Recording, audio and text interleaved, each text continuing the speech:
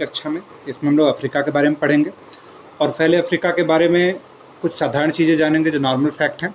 इसके बाद हम लोग अफ्रीका का प्राकृतिक इतिहास प्राकृतिक मैपिंग देखेंगे। इसके बाद हम लोग पॉलिटिकल देखेंगे, राजनीतिक मानचित्रण करेंगे। ठीक है, तो चलते हैं सबसे पहले नॉर्मल चीज़ों के बारे में, जो अफ्रीका के बारे में सामान्य विशेषताएँ। ठीक, तो सबसे पहले जानते हैं कि अफ्रीका जो है, अफ्रीका सेकेंड लार्जेस्ट कॉन्टिनेंट है। ठीक है, सबसे पहले स्थान पे कौन है? तो सबसे पहले स्थान पे एशिया है, फिर अफ्रीका है, इसके बाद दोनों अमेरिका हैं, फिर अफ्रीका के बाद नॉर्थ अमेरिका है और फिर साउथ अमेरिका है। तो अगर ये क्रम हम लोग को देखना है तो हम लोग ऐसे देख सकते हैं, एशिया है, फिर अफ्रीका है, अफ्रीका, फिर नॉर्थ अमेरिका, फिर साउथ अमेरिका, उसके बाद अंटार्कटिका है, फिर यूरोप है और सबसे छोटा ऑस्ट्रेलिया है। ठीक है, तो ये क्रम आप लोग ध्यान दे सकते हैं। इसके अलावा देखते हैं अफ्रीका में क्या सबसे बड़ा, क्या सबसे छोटा, ये सब चीज़ें देखेंगे। उससे पहले देखते हैं अफ्रीका किन किन वाटर बॉडीज से, किन किन समीपस्थ सागरों से संलग्न है। ठीक है, तो ऊपर से देखते हुए चलेंगे तो सबसे ऊपर जो भूखंड है उससे जो सागर संलग्न है उसका नाम है भूमध्य सागर। ठीक है, भूमध्य सागर है। इसके बाद हम लोग घड़ी की सुई की दिशा में चलते चले जाएं अगर, तो ये जो वाटर बॉडी दो आपको दिख रही है, ये बड़ी इंटरेस्टिंग दो वाटर बॉडी है। पहली है, इसका नाम है अकाबा की खाड़ी। ठीक है, अकाबा की खाड़ी, ये जॉर्डन एक देश है जो लगभग स्थलरुद्ध देश है। ठीक है, उसके लिए इज़राइल और जॉर्डन के लिए ये एक रास्ता का काम करती है। किसके लिए? लाल सागर में आने के लिए। जो लाल सागर है इससे जुड़ने के लिए अकाबा खाड़ी, इज़राइल, ये देखिए इज़राइल वाला पार्ट है और ये जॉर्डन का पार्ट है, इन दोनों के लिए एक रास्ता प्रदान करती है कि वो लोग लाल सागर से आ सकें, वरना जॉर्डन पूरी तरह से लैंडलॉक्ड हो गया। तो ये अकाबा की खाड़ी है और इधर इसको कहते हैं स्वेज की खाड़ी। अगर ये वाला पोर्शन हम लोग ध्यान दें जो छोटा वाला है, तो ये हमारा स्वेज की खाड़ी है। ठीक है, स्वेज की खाड़ी है। अब स्वेज से आप लोगों को स्वेज नहर तो याद आ रहा होगा। ठीक है, स्वेज नहर को ध्यान से देखते हैं। अब ये जो पार्ट है ये यहाँ से यहाँ तक कैसे जुड़ा हुआ है, तो इसको हम लोग थोड़ा सा ध्यान से देखेंगे। ये कई सारी झीलों के वजह से एक दूसरे से जुड़ा हुआ है। अब पहली झील जो इसमें पूछता है वो ये है कि ये जैसे आपका मानिए ये यहाँ भूमध्य सागर है, ये हिस्सा भूमध्य सागर है और नीचे हमारा स्वेज की खाड़ी है। ठीक है, ये भूमध्य सागर है और ये स्वेज है। तो इसके बीच में कुछ झीलें हैं। सबसे पहली जो झील है उसको कहते हैं हम लोग ग्रेट बिटर लेक। ठीक है, ग्रेट बिटर लेक। ठीक, उसके नीचे वाले हिस्से को हम लोग कहते हैं लिटिल बिटर। ठीक है, लिटिल बिटर लेक। इसके अलावा एक हम लोग फ्रेश पेज ले लेते हैं तो ज़्यादा अच्छे से हम लोग समझ पाएंगे। ठीक है, चलो ये देखिए, अगर ये ऐसे स्वेज की खाड़ी है तो इसके ऊपर लिटिल बिटर है, फिर ग्रेट बिटर लेक है, फिर इसके ऊपर हमारा टिम्सा लेक है और सबसे ऊपर मंजला लेक है और इसके बाद ये भूमध्य सागर आ जाता है। ठीक है, तो ये जो स्वेज नहर है ये इन्हीं चारों झीलों से निर्मित है। तो इसका क्रम हम लोग अगर नीचे से ऊपर की तरफ देखें तो सबसे पहले हमारा पड़ता है लिटिल बिटर लेक। ठीक है, लिटिल बिटर लेक। उसके बाद उसके ऊपर हमारा पड़ता है ग्रेट बिटर। ठीक है, ग्रेट बिटर। उसके ऊपर अगर हम लोग जाएं तो हमारा पड़ता है टिम्सा और टिम्सा के ऊपर जाएं तो हमारा पड़ता है मंजला लेक। ठीक है, ये क्रम यूपीपीसीएस में अगर पूछा हुआ तो आप लोग ये क्रम एकदम ध्यान रखिए, ये चार झीलों का क्रम है। ठीक है, लिटिल बिटर, ग्रेट बिटर, इसके बाद टिम्सा और इसके बाद मंजला लेक। ये चारों झीलें मिल के हमारा स्वेज नहर बनाती हैं। ठीक है, इस वाले हिस्से पे जो पोर्ट स्थित है उसका नाम है स्वेज और जो भूमध्य सागर वाले हिस्से पे स्थित पोर्ट है उसका नाम है पोर्ट सईद। ठीक है, पोर्ट सईद इस पे स्थित है। तो ये चीज़ अगर हम लोग मेन अपने मैप में लोकेट करें तो देखिए, इसके लिए थोड़ा पॉलिटिकल मैप में आते हैं। तो ये देखिए आप लोग ध्यान से, लिटिल बिटर लेक, फिर ग्रेट बिटर लेक। ध्यान से देखिए, ये लिटिल बिटर है, फिर ग्रेट बिटर है, फिर आपका टिम्सा है और फिर मंजला है। और ये देखिए लेक्स हैं, ये हमारा लाल सागर वाला हिस्सा है, ये भूमध्य सागर वाला हिस्सा है। अब देखिए यहाँ पे जो है उसको पोर्ट सईद कहते हैं, और यहाँ पे स्वेज नामक एक पोर्ट है, ठीक है। तो ये हमारा हो गया स्वेज नहर। आगे चलते हैं, तो ऊपर से अगर हम लोग अपने ओरिजिनल मैप में अब आएँ तो पहली वाटर बॉडी हम लोगों ने देखा कि भूमध्य सागर है, फिर हमारा स्वेज की खाड़ी है, फिर लाल सागर है, इसके बाद हमारा अदन की खाड़ी है। अब देखिए इसी के साथ हम लोग जल संधियाँ भी देख लेते हैं। तो अब हम लोग स्वेज नहर एक तरह की दो वाटर बॉडी को मिलाने वाली नहर है। तो यहाँ पे एक जल संधि है जिसका नाम है बाब अल मंडेब, ये लाल सागर को अदन की खाड़ी से जोड़ती है। और यहाँ पे जो देश है उस देश का नाम है जिबूती। ये जो आपको चौक पॉइंट पे देश लग रहा है, ये वाला देश, ये जिबूती है, ठीक है, जिबूती देश है। बाब अल मंडेब किसको किसको जोड़ती है, तो ये लाल सागर को अदन की खाड़ी से जोड़ती है, ठीक है। आगे चलते हैं,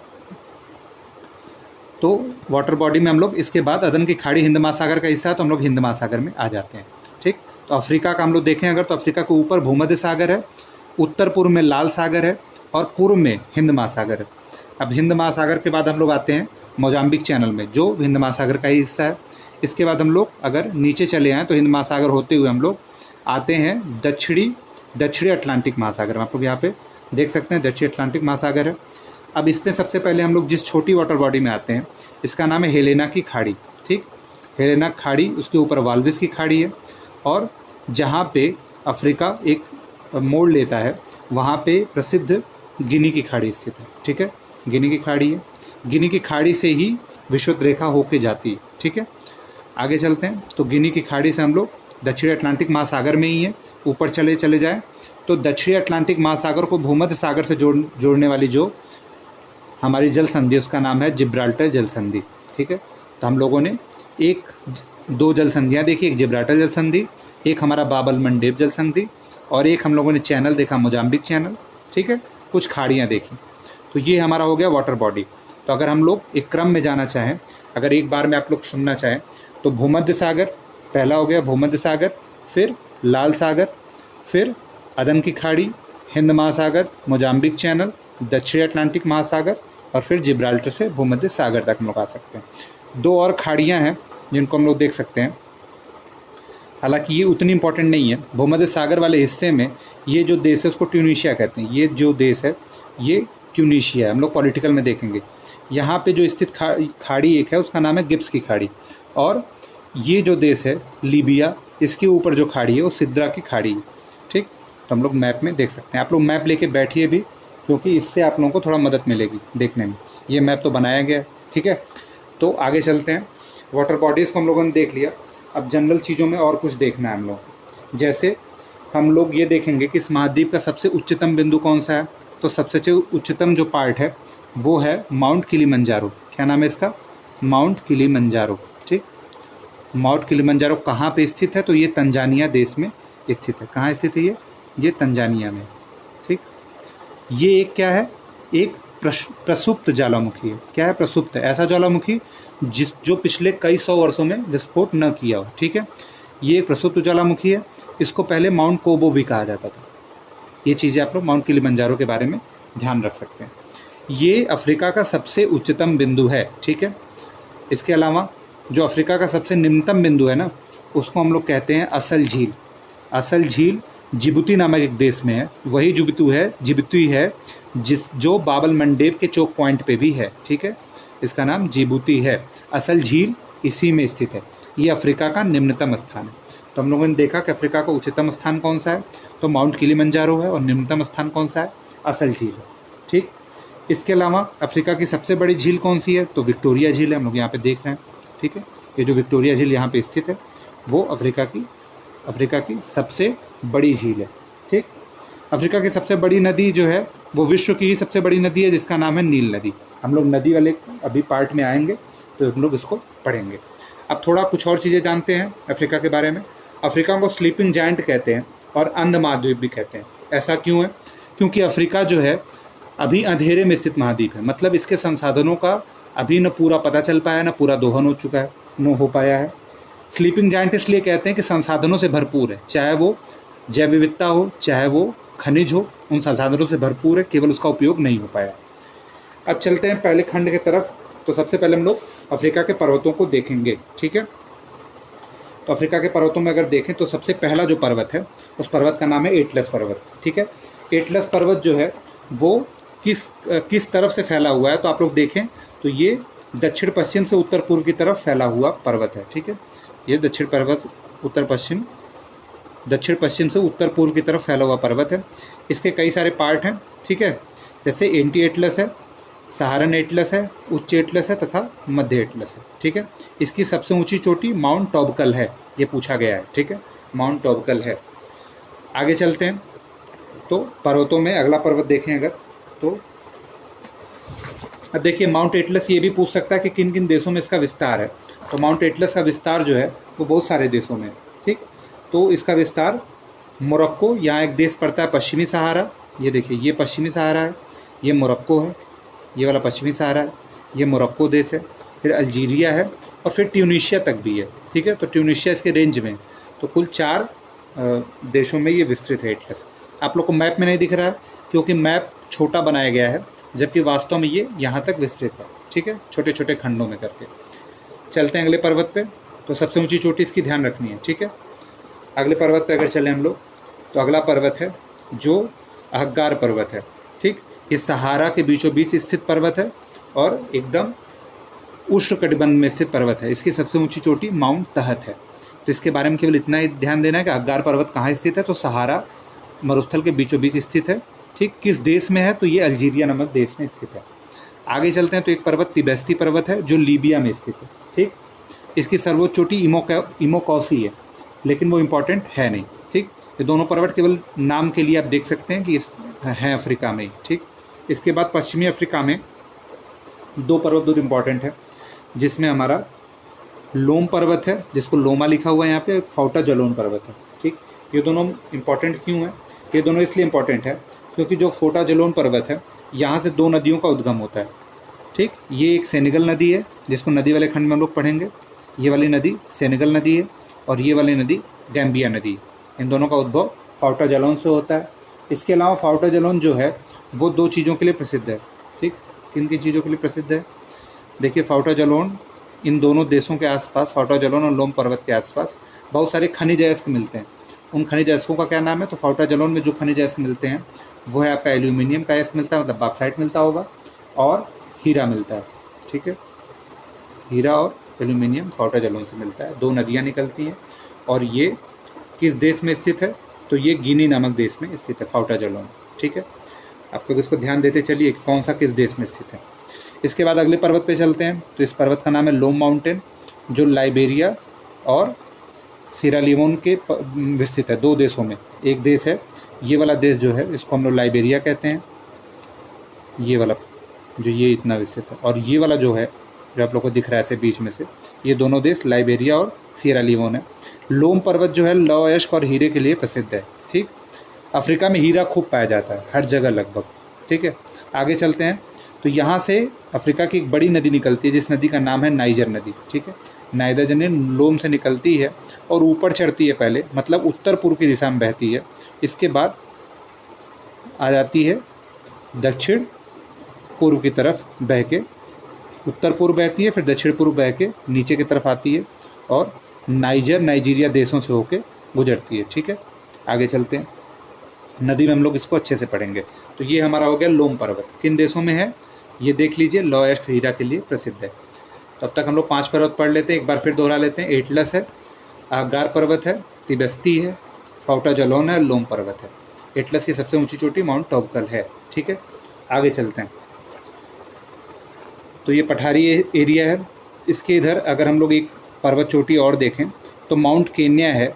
माउंट केन्या एक ज्वालामुखी पर्वत है, ये केन्या में स्थित है और ये एक ज्वालामुखी पर्वत है, ज्वालामुखी पर्वत है, तो इसलिए ये इंपॉर्टेंट हो जाता है। ये माउंट केन्या मतलब केन्या की सबसे ऊंची चोटी भी है और ज्वालामुखी पर्वत भी है, ये आपको ध्यान रख सकते हैं। इसके अलावा जो 3 पर्वत हम लोग को और देखना है वो है मितुम्बा पर्वत, मुशिंगा पर्वत और मटापो पर्वत। ये तीनों जो अफ्रीका की भ्रंश घाटी हैं इसमें स्थित हैं। अब थोड़ा समझना है कि भ्रंश घाटी है क्या। अफ्रीका महाद्वीप में एक प्राकृतिक दरार बनती दिखती है।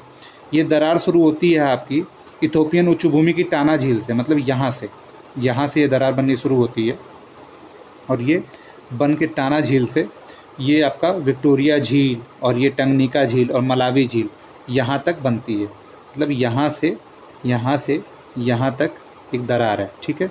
इसी को हम लोग कहते हैं पूर्वी विभ्रंश घाटी, और इसी का एक हिस्सा ऐसे निकल जाता है जिसको हम लोग कहते हैं पश्चिमी विभ्रंश घाटी, ठीक है।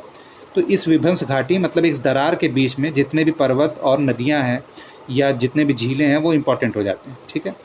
तो चलिए, इसीलिए इसका नाम बार बार आएगा, तो आप लोग इसको ध्यान दीजिए कि विभ्रंश घाटी होती क्या है, ठीक है। अब देखिए इसका हिस्सा कौन कौन है, तो मिटुम्बा पर्वत, मुशिंगा पर्वत, इन दोनों विभ्रंश घाटी में है। आगे चलते बस इनका नाम ही याद रखना है। एक पर्वत है मटापो, जो पर्वत तंजानिया में विस्तृत है, ठीक। इतना इंपॉर्टेंट पर्वत नहीं है, लेकिन जो अगला पर्वत है वो इम्पॉर्टेंट है। उस पर्वत का नाम है ड्रैकन्सबर्ग पर्वत, ठीक है। ड्रैकन्सबर्ग पर्वत क्यों इम्पॉर्टेंट है, यहाँ से जो अफ्रीका की सबसे बड़ी नदी है, साउथ अफ्रीका की सबसे बड़ी नदी है जिसका नाम है ऑरेंज नदी, वो यहाँ से निकलती है, ठीक है। ड्रैकन्सबर्ग पर्वत एक कगार के समान है, तो इसको कई बार पठार की भी संज्ञा दी जाती है, ठीक। अब यहाँ से कुछ धात्विक खनिज मिलते हैं, यहाँ से एक धात्विक खनिज कुछ मिलते हैं, उन खनिजों का नाम इम्पॉर्टेंट है। यहाँ से मिलता है हम लोग को सोना तथा यूरेनियम ड्रैकन्सबर्ग पर्वत से, ठीक है। ये दक्षिण अफ्रीका का सबसे ऊंचा पर्वत भी है। माउंट लेनीमाना यहाँ की सबसे ऊंची चोटी भी है। तो एक टॉबकल को नहीं भूलना है जो एटलस वाली है, और माउंट लेनीमाना को भी नहीं भूलना है, ठीक है। तो ये हमारे हो गए प्रमुख पर्वत, ठीक। इसके अलावा पर्वत में कुछ नहीं इंपॉर्टेंट है। आगे चलते हैं, जो अगली चीज़ हम लोग को पढ़नी है वो है पठार, ठीक है। तो पठार हम लोग ऊपर से पढ़ना शुरू करते हैं। तो सबसे पहले हम लोग चलते हैं, जो पठार है वो है आप हमारा इथोपियन उच्च भूमि पढ़ते हैं, ठीक है। इथोपियन उच्च भूमि जो है वो कहाँ कहाँ विस्तृत है, तो वो इथोपिया में विस्तृत है ज़्यादातर, और थोड़ा हिस्सा सोमालिया केन्या में भी विस्तृत है। अब थोड़ा ध्यान से देखें अगर हम लोग, तो ये वाला हिस्सा ये जो है ये इथोपिया है, ठीक है, और ये हिस्सा सोमालिया है, और ये वाला हिस्सा केन्या है, ठीक है। तो आप लोग देख रहे हैं कि ये तीनों देशों में विस्तृत है, ठीक। इसके अलावा इथोपियन उच्च भूमि की क्या विशेषता है, ये जो दिख रहा है ये टाना झील, यहाँ देखिए ये जो टाना झील दिख रही है ये इथोपियन उच्च भूमि का ही हिस्सा है, इसी का हिस्सा है, ठीक है। टाना झील इथोपियन उच्च भूमि में स्थित है। इसके अलावा जो नीली नील है ना, वो भी यहीं से इथोपियन उच्च भूमि से ही निकलती है। इसके अलावा जुबा और शिवेली नदियाँ भी इथोपियन उच्च भूमि से निकलती हैं। कौन कौन सी नदियाँ, एक नदी है जुबा और दूसरी नदी है शिवेली, ठीक है। ये दो नदियाँ भी यहीं से निकलती हैं, जुबा और शिवेली, ठीक है। इथोपियन उच्च भूमि जो है वो अरीय प्रवाह प्रदर्शित करती है, मतलब नील इधर निकल रही है तो और दो नदियाँ इधर उधर निकलती हैं। इतना ही बहुत है इसके बारे में। अगर इसकी सबसे ऊंची चोटी देखनी हो तो इतनी इम्पोर्टेंट नहीं है, लेकिन देख सकते हैं अगर आप लोग चाहें तो। इसका नाम है माउंट दसान, या इसी को रास दसान भी कहते हैं। इथोपियन उच्च भूमि की सबसे ऊँची चोटी है, ठीक है। ये बहुत इंपॉर्टेंट चीज़ है, वो हम लोग पहले ही बता देंगे। आगे चलते हैं, जो पर्वतों में अगला इंपॉर्टेंट पर्वत है वो है कटंगा का पठार। कटंगा का पठार क्यों इंपॉर्टेंट है, अफ्रीका के मध्यवर्ती आंतरिक भाग में विस्तृत है। किन किन देशों में विस्तृत है तो इसको देख लेते हैं। कटंगा का पठार जो है वो कांगो में विस्तृत है, ठीक है। कांगो दो तरह का है, एक कांगो है, एक कांगो डेमोक्रेटिक है। इसके अलावा जाम्बिया में विस्तृत है, जाम्बिया एक देश है। हम लोग प्राकृतिक पढ़ेंगे तो आप लोग को थोड़ा और कन्फर्म होगा। और अगला देश है अंगोला। ये कहाँ कहाँ देश है तो इसी मैप में हम लोग देख सकते हैं, ठीक है। कटंगा का पठार जो है, ये जो देश है बड़ा वाला देश, ये ऊपर वाला ये वाला देश, ये हमारा है कांगो। ये वाला जो नीचे वाला देश है ये वाला, ये हमारा है अंगोला। और जो बीच में ये वाला देश है ये इतना फैला हुआ है, इसको कहते हैं जाम्बिया, ठीक है। तो ये तीन देशों में मेनली विकसित है। ये जो तांबे और हीरे के लिए अत्यधिक प्रसिद्ध है। जो कटंगा का पठार है वो विश्व में तांबे और हीरे के निक्षेप के लिए प्रसिद्ध है। यहाँ जो ये कसाई नदी बहती है कटंगा के पठार पे, वो हीरे के निक्षेप के लिए प्रसिद्ध है, ठीक है। नाम कुछ मैच नहीं कर रहा है लेकिन प्रसिद्ध है हीरे के निक्षेप के लिए। और कटंगा के पठार पे एक छोटा सा यहाँ पे शहर है जिस शहर का नाम है लुबुम्बाशी, ठीक है। लुबुम्बाशी, वहाँ पे क्या है, वहाँ पे तांबे का खनन होता है। इसीलिए जो कांगो है ना वो विश्व में तांबा उत्पादन में दूसरे या तीसरे नंबर पे हमेशा रहता है, ठीक है। आप लोग जब कभी डाटा देखिएगा तो उसमें तांबे के उत्पादन में जब कांगो को देखिएगा तो याद करिएगा कि ये जो लुबुम्बाशी जगह है ये इसी के लिए प्रसिद्ध है, ठीक है, लुबुम्बाशी, ठीक।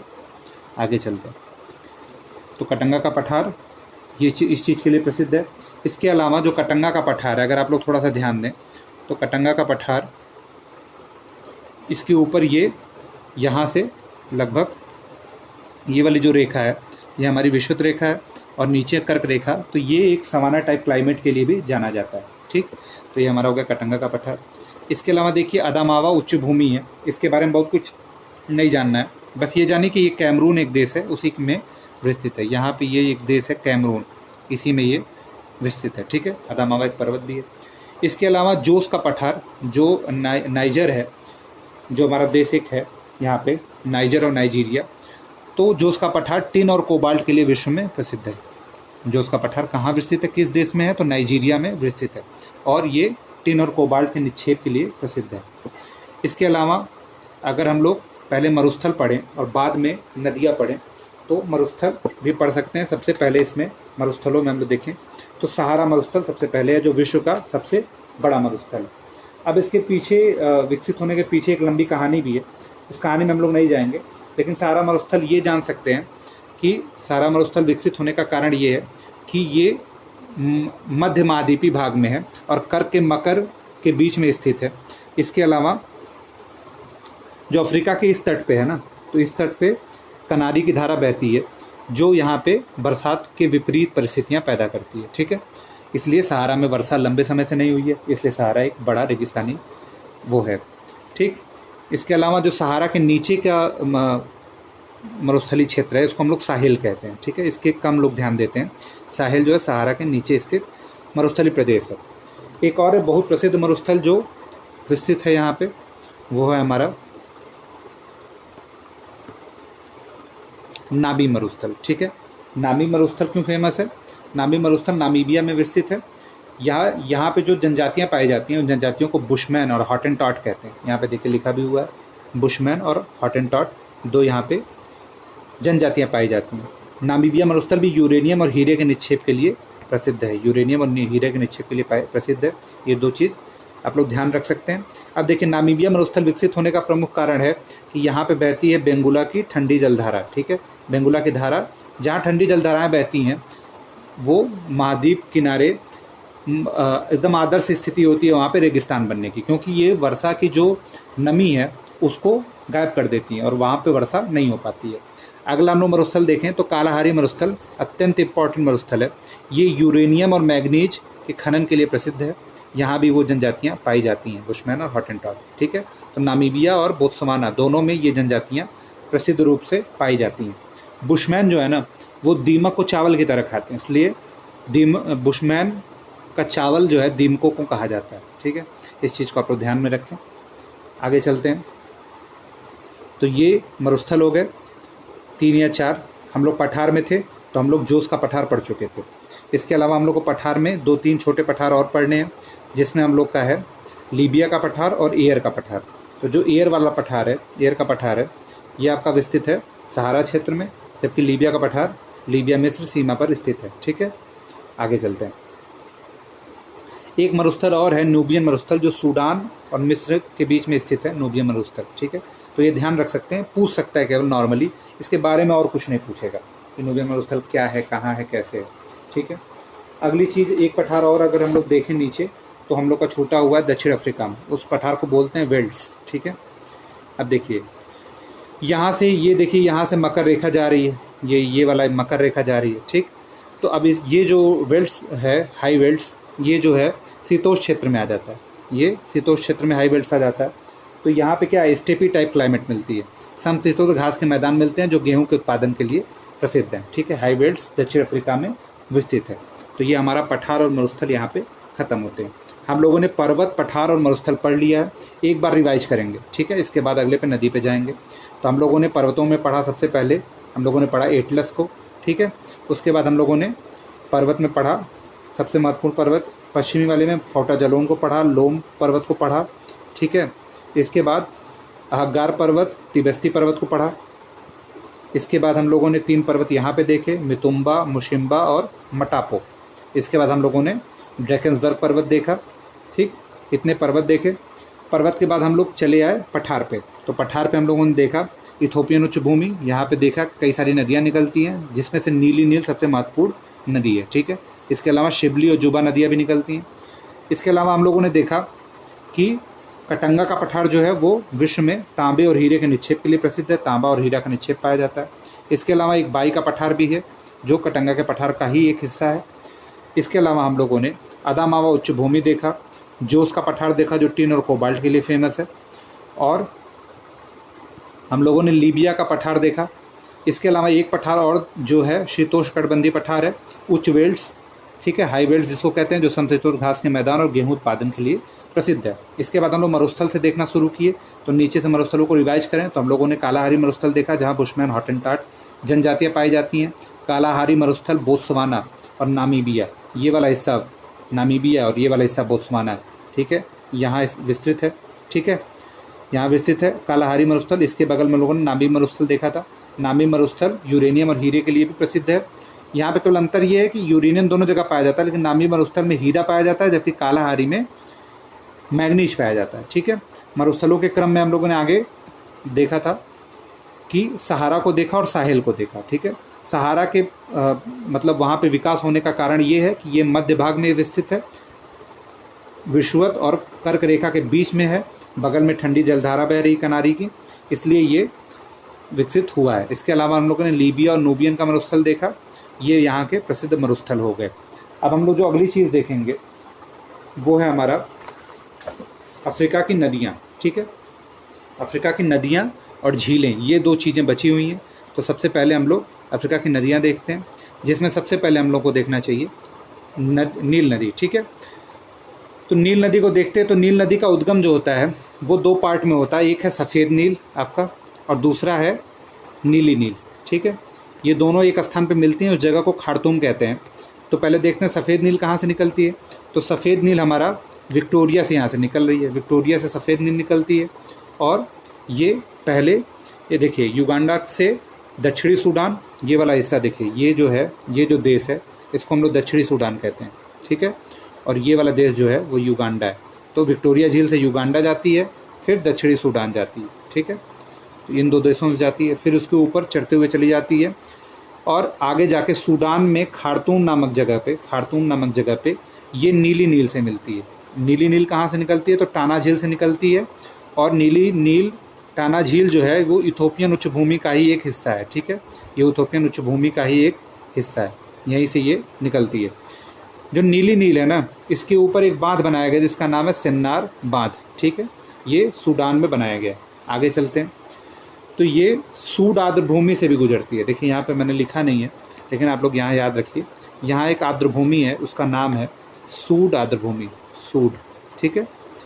सूड आर्द्र भूमि होते हुए नील नदी नूबियन मरुस्थल के किनारे किनारे आगे बढ़ती चली जाती है, और यहीं पर एक अस्वान बांध बना है इस पर मिस्र में, और नासिर झील उस अस्वान बांध के पीछे एक कृत्रिम झील है, ठीक है। जब कोई बांध बनाया जाता है तो उसके पीछे पानी इकट्ठा होगा जिसे कृत्रिम झील कहा जाता है। तो नासिर झील एक कृत्रिम झील है। ये एक ऐसी झील है जहाँ से कर्क रेखा होकर गुजरती है, देख रहे हैं, इस नासिर झील से कर्क रेखा होकर गुजरती है। जबकि अभी हम लोग विक्टोरिया झील पढ़ेंगे तो वहाँ से हमारा विषुवत रेखा होकर गुजरेगी। अफ्रीका एक ऐसा कॉन्टिनेंट है जहाँ से तीनों रेखाएं होकर गुजरती हैं और जीएमटी भी होकर गुजरती है। जब हम लोग पॉलिटिकल मैप पढ़ेंगे ना तो हम लोग उसमें देखेंगे कि ये रेखाएं किन किन देशों से गुजरती हैं, ठीक है। आगे चलते हैं तो ये हमारा हो गया अस्वान बांध जिसके पीछे नासिर झील है। इसके बाद नील नदी आगे बढ़ते हुए जाके भूमध्य सागर में एक पंजाकार डेल्टा बनाती है। इस पंजाकार डेल्टा में जो एक पोर्ट स्थित है जिसका नाम है एलेक्जेंड्रिया, ठीक है। एलेक्जेंड्रिया वहाँ पे अत्यंत उर्वर क्षेत्र में स्थित है, ठीक है। तो चापाकार डेल्टा याद रखिएगा, इसी ये जो डेल्टा है ना, ये वाला हिस्सा, इसी में एलेक्जेंड्रिया और मिस्र की राजधानी काहिरा भी स्थित है, ठीक है। काहिरा भी यहीं पर है। आगे चलते हैं इसके बारे में। तो ये जो नील नदी है वो मिस्र का वरदान कही जाती है, और इसको हेवन ऑफ द अर्थ भी वहाँ कहते हैं। वहाँ पे नखलिस्तान कहा जाता है क्योंकि इस नदी के किनारे किनारे, ये जो नदी है इसके किनारे किनारे बहुत सारे जैसे ऐसे बसावट होती चली जाती है, इसलिए इसको नखलिस्तान भी कहते हैं, ठीक है। इंग्लिश में उसको हेवन ऑफ द अर्थ कहते हैं। आगे चलते हैं तो नील नदी के बारे में हम लोग काफ़ी कुछ जान लिए। आगे चलते हैं अगली नदी के बारे में। तो वो नदी है हमारा जो हम लोग को पढ़नी है, वो है कांगो, ठीक है। कांगो रिवर पढ़ते हैं। तो कांगो रिवर भी अत्यंत विस्तृत नदी है। विस्तृत नदी इन द सेंस कि इसकी अनेक सहायक नदी हैं, ठीक है, जिसमें से हम लोग को 2 सहायक नदियाँ याद रखनी है। एक सहायक नदी का नाम है उबांगी, ठीक है, एक सहायक नदी का नाम है उबांगी, ठीक है, जबकि दूसरी वाली कसाई, ठीक है, 2 इसकी सहायक नदियाँ हैं। आगे चलें अगर, तो कांगो कहाँ से निकलती है, तो ये अफ्रीका की दूसरी सबसे लंबी नदी है। पहले तो ये जानिए कांगो के बारे में। ये मितुम्बा पर्वत से निकलती है। जो मितुम्बा पर्वत यहाँ पे हम लोग को दिख रहा है, मितुम्बा पर्वत, यहीं से कांगो नदी निकलना शुरू होती है, ठीक। आगे चलती है, ये विषुवत को दो बार काटती है। अब देखिए विषुवत रेखा यही है, तो देखिए विषुवत रेखा जा रही है, ठीक है, तो यहाँ एक बार काट रही है, एक बार यहाँ काट रही है, ठीक है, तो विषुवत रेखा को 2 बार काट रही है कांगो नदी, ठीक। आगे चलती है तो इसमें इसके ऊपर एक जलप्रपात है। जलप्रपात को हम लोग कहते हैं स्टैनले जलप्रपात, ठीक है, स्टैनले जलप्रपात स्थित है, ये पूछा जा सकता है, ठीक है, कांगो नदी पे स्थित है। अब देखिए जो कसाई नदी है वो कटंगा के पठार से निकल के इसके बाएं तट की सहायक नदी है, जबकि ये उबांगी नदी जो है ये दाएं तट की सहायक नदी है, ठीक है, ये इसकी 2 सहायक नदियाँ हैं। इसके अलावा अगर देखें तो इसके पॉलिटिकल मैप को अगर देखें तो ये देखिए, ये क्षेत्र है, फिर ये जो छोटा सा क्षेत्र है, फिर ये, तो कई सारे देश जो हैं ये अपने अपने बंदरगाह शहर यहाँ पे बसाए हुए हैं, ठीक है। तो हम लोग पॉलिटिकल मैप जब देखेंगे तो हम लोग को पता चलेगा कि जो किन्शासा इसकी राजधानी है कांगो की, और ब्राज़ीविले, ये दोनों कांगो और कांगो डेमोक्रेटिक की राजधानियाँ जो हैं वो इसी के तट पे स्थित हैं, ठीक है। इसके अलावा स्टैनले तथा लिविंग स्टोन जलप्रपात तथा ईगू बांध, ये 3 चीज़ें कांगो रिवर पे स्थित है। तो इसको हम लोग को यहाँ पे लिख लेना चाहिए। पहली बात है, एक जलप्रपात है, इसका नाम है स्टैनले, ठीक है, दूसरा जलप्रपात है लिविंगस्टोन। ये दोनों कहाँ स्थित है, ये दोनों जलप्रपात कांगो रिवर पे स्थित है, ठीक है, कांगो पे स्थित है। इसके अलावा एक बांध है जिसका नाम है ईगू डैम, ठीक है, ये भी हमारा कांगो रिवर पे है, ठीक है। इसके बाद चलते हैं हम लोग अगली नदी पे। अगली नदी जो है नाइजर है। नाइजर नदी ये अफ्रीका की तीसरी सबसे बड़ी नदी है। अब देखिए यहाँ मैप में ही दिख रहा है कि ये लोम पर्वत से निकलती है, लोमा माउंटेन से निकलती है। अब देखिए लोमा माउंटेन से निकलती है तो पहले ऊपर की तरफ बढ़ती है और माली जाती है, माली से नाइजर जाती है, और फिर नाइजर से नाइजीरिया। देखिए कौन कौन सा देश यहाँ पे पड़ रहा है, तो यहाँ देखिए लोम माउंटेन है, ये वाला गिनी का हिस्सा है, फिर ये माली का हिस्सा है, फिर ये नाइजर है, फिर ये नाइजीरिया। तो इन देशों से होके गुजरती है, ठीक। ये एक नाइजीरिया के मुख्य अंतरस्थलीय जलमार्ग है। अब देखिए नाइजीरिया, यहाँ से नाइजीरिया शुरू हो रहा है, तो नाइजीरिया के लिए एक मुख्य अंतरस्थलीय जलमार्ग है जहाँ से बहुत ज़्यादा ट्रैवलिंग होती है, मतलब जल परिवहन अत्यधिक किया जाता है। यहाँ पे पाम ऑयल बहुत मिलता है, ठीक है, तो इसको नाइजर नदी को पाम ऑयल रिवर भी कहा जाता है, ठीक है। इसके तट पे कैंजी जलाशय स्थित है, ठीक है। इसका डेल्टा पेट्रोलियम के लिए जाना जाता है। नाइजर जो है, नाइजर का डेल्टा, ये पेट्रोलियम खनन के लिए जाना जाता है। तो यहाँ हम लोग को लिख लेना चाहिए कि इसका जो डेल्टा है, इसके डेल्टा क्षेत्र में पेट्रोलियम मिलता है। इसी तरह हम लोग जब दक्षिण अमेरिका पढ़ेंगे तो वहाँ ओरिनिको नदी एक पड़ती है। ओरिनिको वेनेजुएला में एक नदी बहती है। तो वेनेजुएला आप लोग पता है विश्व में पेट्रोलियम के भंडार के लिए प्रसिद्ध है, तो ओरिनिको बेसिन भी जो है वो पेट्रोलियम के भंडार के लिए प्रसिद्ध है, ठीक है। और यहाँ भी पेट्रोलियम मिलता है। यहाँ पे एक पोर्ट है जिसका नाम है पोर्ट हरकोट, हम लोग पॉलिटिकल में पढ़ेंगे, जो तेल शोधनशाला के लिए प्रसिद्ध है, ठीक है। तो हम लोगों ने देखा नाइजीरिया का अंतरस्थलीय जलमार्ग है, इसके तट पे कैंजी जलाशय स्थित है, और ये जो है पाम रिवर भी कहलाती है, ठीक है। पाम रिवर भी इसको कहते हैं क्योंकि पाम ऑयल की बहुत ज़्यादा खेती इसके तट पे होती है। इसके अलावा नाइजर नदी के बारे में जाने तो जो इनके माली की राजधानी है, अभी हम लोगों ने देखा एक देश, जो ये वाला देश जो था, ये वाला देश, इसकी राजधानी जो बमाको है। इसके अलावा नाइजर की राजधानी नियामे इसके तट पे स्थित है, ठीक है। और यहाँ पे हम लोगों ने देखा था पोर्ट हरकोट यहाँ पे है ही है, ठीक, जो खनिज तेल के लिए जाना जाता है। आगे चलते हैं तो एक नदी है वोल्टा नदी। वोल्टा नदी घाना के महत्वपूर्ण नदी है जो गिनी की खाड़ी में गिरती है। इसी के पीछे आकासोबो नदी पे एक बांध बना हुआ है जो वोल्टा लेक का जनन है। देखिए ये जो नदी आ रही है, एक नदी हम लोगों ने यहाँ ड्रॉ नहीं की है, उसको ड्रॉ कर लेते हैं तो आप लोग को समझ में ज़्यादा अच्छे से आएगा। देखिए एक नदी ये है, ठीक है, एक नदी ये है, ठीक है। अब जो वोल्टा झील है ना, वो इस नदी, जिस नदी का नाम है वोल्टा नदी, उसी के तट पे स्थित एक झील है। एक बांध बना हुआ है जिसका नाम है ओकासेम्बो बांध। उसी के पीछे जो जल इकट्ठा हुआ है ना, ओकासेम्बो के पीछे जो जल इकट्ठा हुआ है उसी को वोल्टा झील कहा जाता है। ठीक है, तो ये अत्यंत इंपॉर्टेंट है, आप ध्यान रखिए। वोल्टा झील एक कृत्रिम झील है। ठीक है, इसका मतलब यही हुआ ना, वोल्टा झील एक कृत्रिम झील है, जैसे हम लोगों ने नील नदी में नासिर झील को देखा था। ठीक है, तो ये हमारा हो गया नदियाँ, इंपॉर्टेंट नदियाँ। अब देखिए यहाँ पे एक नदी हम लोगों ने कहा था कि बताएंगे, तो उस नदी का नाम है सेनेगल नदी। ठीक है, सेनेगल नदी को देख लेते हैं। ये देखिए, ये सेनेगल नदी है। ठीक है, और ये गैम्बिया नदी है। तो ये दोनों नदियाँ हैं। ठीक है, छोटी नदियाँ हैं पश्चिमी अफ्रीका की। और कोई नदी यहाँ पे छूट रही है, वो है नीचे की नदियाँ। तो इसके बाद हम लोग पढ़ेंगे जाम्बेजी नदी। ठीक, जाम्बेजी नदी इंपॉर्टेंट क्यों है, और एक नदी इसके बाद बचेगी जिसका नाम है ऑरेंज नदी और लिम्पोपो नदी। तो इन दोनों को पढ़ते हैं सबसे पहले। तो जाम्बेजी नदी को सबसे पहले देखते हैं। जाम्बेजी नदी कहाँ से निकलती है, तो देखिए जाम्बेजी नदी कटंगा के पठार से निकलती है। अब इस पर क्या क्या स्थित है, तो विक्टोरिया फॉल इस पर स्थित है, करीबा बांध भी स्थित है। और करीबा बांध के जो पीछे ये स्थित है ना, ये जो क्षेत्र है, इसी को हम लोग कहते हैं करीबा झील। ठीक है, तो ये करीबा बांध के स्थित पीछे क्या स्थित है, करीबा झील स्थित है। ठीक है, तो यहाँ से हम लोग समझ लेंगे। आगे चलते हैं। तो ये जाके मोजाम्बिक चैनल में गिरती है और तंजानिया में मुहाना बनाती है। ये जो तंजानिया है, यहाँ मुहाना बनती है और मोजाम्बिक चैनल में गिरती है। मोजाम्बिक चैनल में एक नदी और गिरती है। देखिए जाम्बेजी नदी, ध्यान रखिए क्या है, विक्टोरिया फॉल और करीबा बांध इस पर स्थित है, करीबा झील भी स्थित है, और ये क्या करती है, जाके तंजानिया में मुहाना बनाती है। ठीक है, आगे चलते हैं। लिम्पोपो नदी जो है वो जाम्बिया जिम्बाब्वे के सीमा पे बहती है। ठीक है, जाम्बिया जिम्बाब्वे की सीमा बहती है और डेलागोआ की खाड़ी में अपना मुहाना बनाती है। ठीक है, जाम्बेजी नदी डेलागोआ की खाड़ी में मुहाना बनाती है। देखिए जो नदियों का एक दूसरे की सीमा बनाना है ना, ये राजनीतिक विषय है, इसलिए इसको हम लोग पॉलिटिकल मैप में करेंगे। यहाँ पे जो सीमा हम लोग छोड़ रहे हैं वो नदी वहाँ पे एक बार रिपीट करनी ही पड़ेगी, क्योंकि नदियों के किनारे शहर स्थित है और नदियाँ राजनीतिक सीमा भी बनाती हैं। ठीक है, इसके अलावा देखिए एक माउंटेन जो छूटा हुआ था हम लोगों से, वो माउंटेन अत्यंत इंपॉर्टेंट है। जिम्बाब्वे का ग्रेट डाइक माउंटेन क्रोमियम उत्पादन के लिए प्रसिद्ध है, जो कि अलग से लिखा हुआ है यहाँ पे, लेकिन ये बताते टाइम छोटा होने की वजह से मिस कर गया।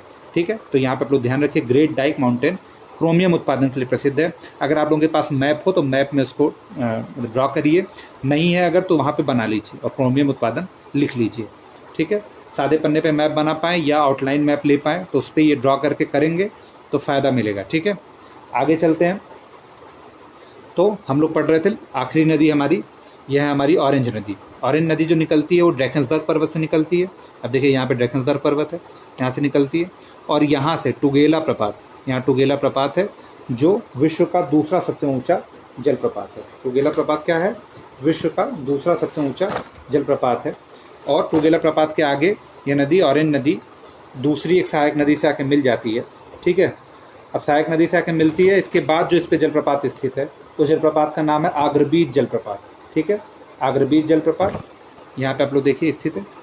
ठीक, इसके बाद ये जाके हेलेना की खाड़ी या दक्षिणी अटलांटिक महासागर में मुहाना बना लेती है। ठीक है, ये हमारा हो गया अफ्रीका की महत्वपूर्ण नदियाँ। ठीक है, नदियों को पढ़ने के बाद अंतिम जो हम लोग खंड पढ़ेंगे वो हमारा झीलें। ठीक है, तो झीलों का क्रम बहुत इंपॉर्टेंट है, झीलों के बारे में जानना बहुत इंपॉर्टेंट है। कौन सी झील पश्चिमी भ्रंश घाटी में है, कौन सी नहीं है, ये भी जानना जरूरी है। ठीक है, तो हम लोग चलिए झीलों को देखते हैं।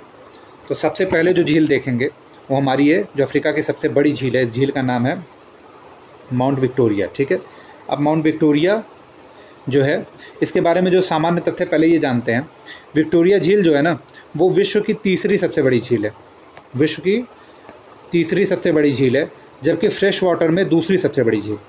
वैसे नॉर्मली तीसरी, लेकिन फ्रेश वाटर मतलब ताज़े जल की दूसरी सबसे बड़ी झील है। तो प्रश्न उठता है कि ताज़े पानी की सबसे बड़ी झील कौन सी है, तो सुपीरियर झील, जो हम लोग उत्तरी अमेरिका पढ़ेंगे तो उसमें मिलेगा। तो ताज़े पानी की दूसरी सबसे बड़ी झील विक्टोरिया झील है।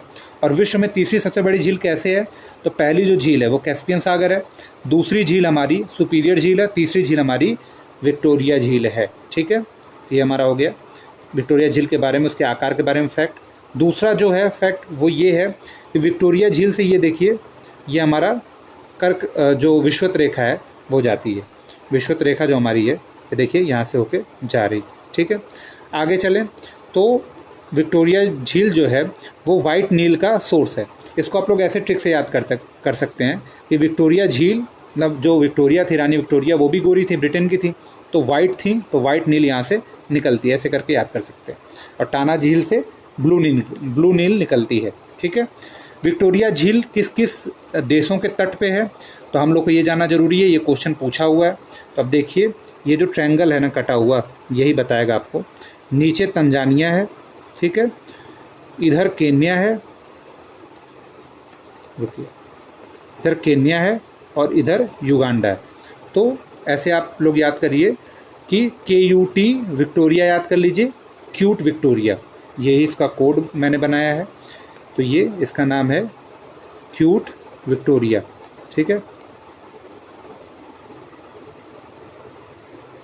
Cute Victoria. ठीक है, तो के से हमारा हो गया केन्या, यू से युगांडा, टी से तंजानिया। ठीक है, इसके बारे में ये देख सकते हैं। ठीक है, आगे चलें तो अगली झील हमारी है टांगनिका झील, जो हमारी अफ्रीका की दूसरी सबसे बड़ी झील है। ठीक है, टांगनिका झील, ये पश्चिमी ब्रह्म घाटी में स्थित झील है। अब ये झील किस किस के तट पे है, तो जो इसके ऊपर देश है ना, इस देश का नाम है बुरुंडी। ठीक है, देश का नाम बुरुंडी है। बगल में तंजानिया है। ठीक है, तंजानिया है। इस तरफ जो राज्य स्थित है उसका नाम है कांगो। ठीक है, और नीचे गैम्बिया स्थित है। ठीक है, इन चारों के बीच में टांगनिका झील स्थित है। विश्व की दूसरी सबसे गहरी झील है। ठीक है, विश्व की दूसरी सबसे गहरी झील है और अफ्रीका की दूसरी सबसे बड़ी झील है। ये आप लोग याद रख सकते हैं टांगनिका के बारे में। अगला हम लोग देखें अगर, तो अगली झील हम लोग की है मलावी झील। ठीक है, देखते हैं कहाँ है। तो अब मलावी झील कहाँ स्थित है, तो देखिए मलावी झील ऊपर तंजानिया, नीचे ये आपका मोजाम्बिक, इधर आपका नहीं, गैम्बिया नहीं है, इधर एक देश है जिसका नाम ही मलावी है और मलावी झील को भी है। तो टी इधर ऊपर तंजानिया, इधर मलावी और इधर आपका मोजाम्बिक से घिरा हुआ मलावी झील है। इसका पुराना नाम जो है वो न्यासा झील है। ठीक है, न्यासा झील इसका पुराना नाम है। ठीक है, ये ध्यान रख सकते हैं आप लोग। ठीक, अब आगे चलते हैं। तो एक मागडिगा झील है जो कालाहारी मरुस्थल के ठीक ऊपर है, और एक जो कृत्रिम झील हम लोग को देखा था, ये करीबा झील, ये हम लोग को यहाँ पता ही है, यहाँ पे करीबा झील स्थित है। ठीक, ये करीबा झील यहाँ पे स्थित है। आगे चलते हैं। थोड़ा स्टाइलिश साथ नहीं दे रहा है, इसलिए क्या हो रहा है कि जो लेटर है वो टेढ़ा मेरा हो जाए। ठीक है, लेकिन हम लोग इसको कंप्लीट कर लेंगे आज, तो कल तक इस बग को भी ठीक कर लेंगे हम लोग। आगे चलते हैं। तो हम लोग नीचे से ऊपर की तरफ अगर क्रम में चलें तो मागडिगा झील जो है कालाहारी मरुस्थल के ऊपर है। फिर हम लोग उसके ऊपर देखेंगे तो करीबा झील है, उसके ऊपर मलावी झील, फिर एक छोटी सी झील यहाँ स्थित है जिसका नाम है एम्वेरू झील। ठीक है, एम्वेरू झील आप लोग ध्यान दीजिए। इसके ऊपर हमारा टांगनिका झील है। तो हम लोग क्रम ध्यान से देखते हुए चलेंगे। सबसे पहले हम लोग मागडिगा, करीबा, मलावी, एम्वेरू और टांगनिका। अब देखिए टांगनिका के ऊपर ये जो झीलें हैं इनका क्रम कभी कभी पूछ लेता है। तो सबसे पहले जो नीचे से ऊपर आते समय टांगनिका के बाद जो है वो है लेक एडवर्ड। ठीक है, लेक एडवर्ड। ठीक, फिर लेक जॉर्ज, फिर लेक एल्बर्ट। ठीक, इसी के बीच में विक्टोरिया झील भी है, और एक बहुत इंपॉर्टेंट झील है जिसका नाम है lake Turkana. Lake Turkana Kenya में स्थित है। ठीक है, ये देखिए, ये जो बॉर्डर दिख रहा है ना, ये केन्या का ही बॉर्डर है। ठीक, ये जो हम लोग का बॉर्डर दिख रहा है ये वाला, ये केन्या का बॉर्डर है। तो टुर्काना झील केन्या की बॉर्डर है। अब देखिए ये भी विभ्रंश घाटी में ही है तुर्काना झील। तुर्काना झील इसलिए जानी जाती है क्योंकि ये झील जो है ना, ये अब सूख रही है, जबकि पहले इस झील की विशेषता यही थी कि ये रेगिस्तानी वाले क्षेत्र में, उस क्षेत्र में भी स्थित होने के बाद, देखिए यहाँ से देखिए अब जा ही रही है विषुवत रेखा, तो इसके ऊपर कितना नज़दीक है ये विषुवत रेखा से, लेकिन ये कभी सूखती नहीं थी। सदाबहार पानी के लिए जानी जाती थी रेगिस्तान में भी, ये अपने आप में एक चमत्कारी था, लेकिन अब ये सूख रही है। जलवायु परिवर्तन के सब जलवे हैं। ठीक है, अब देखिए यहाँ पे जिबूती में हम लोगों ने असल झील देखा था जो सबसे ऊपर स्थित झील है। असल झील यहाँ पे है जो अफ्रीका का निम्नतम स्थान है। इसके ऊपर हम लोगों ने नासिर झील देखा था जो कर्क रेखा जिसको काटती है। देखिए यहाँ देखिए कर्क रेखा इससे होकर गुजर रही है, कर्क रेखा ये इससे होकर गुजर रही है। ठीक है, तो ये हमारा हो गया झीलों का, वो झीलों का ऊपर से नीचे क्रम। एक बार और झीलों का क्रम देखेंगे। मागडिगा, आप लोग ध्यान दीजिए, मागडिगा, Kariba, Malawi, Mweru, Tanganyika, Edward, George, Victoria, Albert, फिर तुर्काना, फिर लेक असल, फिर हमारा लेक नासिर। इतनी झीलें हम लोग को देखनी है, ठीक है, इतनी झीलों का ध्यान देना है। आगे चलते हैं हम लोग। तो कुछ पश्चिम अफ्रीका में भी 3 जलाशय हैं जिनको हम लोग को जल्दी जल्दी देख लेना है। एक हमारा चाड झील। चाड झील क्या है, 4 देशों के मुहाने पे स्थित है, इसलिए इम्पॉर्टेंट है। एक जो देश है वो हमारा चाड है यहाँ पे, फिर ऊपर वाला देश नाइजर है, फिर ये नाइजीरिया है, फिर ये हमारा कैमरून है, ठीक है। तो 4 देशों के मुहाने पे स्थित है चाड झील। यहाँ एक नदी गिरती है, इस नदी का नाम है चारी नदी। जैसे लूनी नदी कच्छ के रण में विलीन हो जाती है, उसी तरह चारी नदी सहारा क्षेत्र से निकलती है और चाड झील से मतलब संपर्क रखती है और विलीन हो जाती है, ठीक है। तो चारी नदी अंतस्थलीय ही मुहाना बनाती है। इसके अलावा हम लोगों ने पश्चिम अफ्रीका में कैंजी जलाशय देखा था, तो ये भी एक प्रकार की झील है। इसके अलावा वोल्टा झील हम लोगों ने देखा था। हम लोगों को बताया था वोल्टा झील एक कृत्रिम झील है जो कौन से बांध के पीछे स्थित है। तो जैसे असवान डैम के पीछे नासिर झील है, नील नदी, ध्यान कीजिए एक बार फिर देखिए, जिस तरह असवान डैम के पीछे नासिर झील स्थित है, उसी तरह वोल्टा झील जो है वो ओकोसैम्बो डैम के पीछे स्थित है, ओकोसैम्बो, ठीक है। तो हम लोग को ये याद रखना है, ठीक। तो ये हमारी हो गई अफ्रीका की झीलें। अब हम लोगों को अगर कुछ देखना है तो वो है प्राकृतिक मैप, ठीक है। हम लोग को प्राकृतिक मैप ख़त्म हो गया, हम लोग को पॉलिटिकल मैप देखना है। पॉलिटिकल मैप में हम लोग इसके आसपास के द्वीपों को भी देखेंगे, ठीक है। इसके अलावा कुछ जनजातियां हैं, लास्ट पार्ट है, जनजातियों को हम लोग देख लेते हैं। तो जो उत्तरी अफ्रीका में पाई जाती है ना, वो बर्बर जनजाति पाई जाती है, ठीक है। यहाँ पे देखिए बर्बर जनजाति पाई जाती है जो ट्यूनीशिया, अल्जीरिया, लीबिया, मिस्र और आपका इधर सहारा के अपर पार्ट में पाई जाती है। इसके अलावा जो एक जनजाति लाइबेरिया और सीरा लियोन पाई जाती है, उस जनजाति का नाम है हेमाइट जनजाति, ठीक है। हेमाइट जनजाति पश्चिमी अफ्रीका में, ये जो देश है, ये वाला देश जो है ये हमारा सीरा लियोन है, और ये सीरा लियोन है, ये लाइबेरिया है, ठीक है। इन दोनों देशों में हेमाइट जनजाति पाई जाती है। इसके अलावा हम लोगों ने देखा था बुशमैन और हॉटेंटॉट जनजाति कालाहारी मरुस्थल में मेनली पाई जाती है, थोड़ा नामी मरुस्थल में पाई जाती है। और इसके अलावा एक जनजाति पाई जाती है, इसका नाम है पिग्मी जनजाति, जो कांगो बेसिन में ही पाई जाती है। कांगो के बेसिन में पिग्मी जनजाति पाई जाती है। एक जनजाति पाई जाती है मसाई, जो केन्या के रेंज में पाई जाती है। केन्या के आसपास सेमांग और मसाई ये सब यहीं पे पाई जाती हैं, ठीक है। ये हमारी हो गई जनजातियाँ। एक बार जनजातियाँ आप लोग ऐसे देख सकते हैं, स्क्रीनशॉट आप लोग ले सकते हैं, ठीक है। अगर आप लोगों को ये मैपिंग का PDF चाहिए और कोई क्विज है, तो वो सारी चीज़ें हम लोग, एक ग्रुप है फ्यूचर PCS, उसको आप लोग ज्वाइन कर सकते हैं। फ्यूचर PCS 01 आप लोग टेलीग्राम में खोजिए, लिंक दी जाएगी वीडियो में, चैनल में भी लिंक दी गई है। आप लोग इसको सर्च करके PCS 01 को ज्वाइन कर सकते हैं, ठीक है। तो आप लोग अपना व्यू शेयर करिए, कैसी लगी आपको क्लास, कोई सुधार हो तो आप बताइए। किसी तरह की अगर मिस्टेक हो गई तो हम क्षमा चाहेंगे, सुधारेंगे भी। अगर कुछ ऐसा हो, कुछ छोटा होगा तो अगले क्लास में उसको मेंटेन करेंगे, क्योंकि प्राकृतिक वाला भी अफ्रीका का राजनीतिक वाला पार्ट अभी बचा हुआ है, बार बार प्राकृतिक निकल जा रहा है मुझसे, ठीक है। तो जुड़ने के लिए आप लोगों का बहुत बहुत धन्यवाद।